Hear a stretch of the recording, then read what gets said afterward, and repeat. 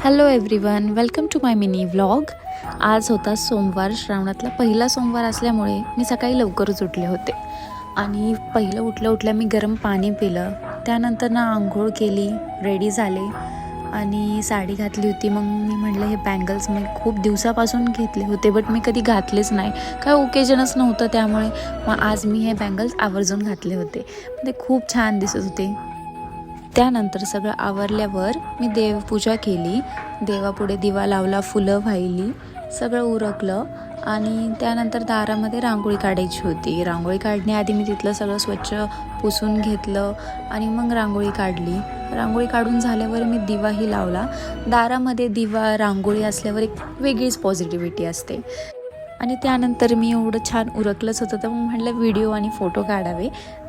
ते करून झाल्यानंतर मी शिरा बनवला होता शिवासाठी आणि माझा तो उपवासच होता, त्यामुळे मला शेंगदाण्याची चिक्कीच खाल्ली. आणि नंतर मी शिवाला आंघोळ घातली, त्याचं उरकलं. नंतर आम्ही पूजा मांडली. महादेवांच्या पिंडेवरती फुलं, अक्षदा, बेलपत्र वाहिली आणि मग मी माझ्या स्वयंपाकाला लागले. स्वयंपाक झाला, शिवाचा टिफिन रेडी केला. मग मी त्याचं सगळं उरकलं, स्कूलला जाण्यासाठी त्याची तयारी केली. तो स्कूलला गेल्यानंतर मग मी माझी ब्लॅक कॉफी पिली आणि मग मी माझ्या बाकीच्या कामांना सुरुवात केली.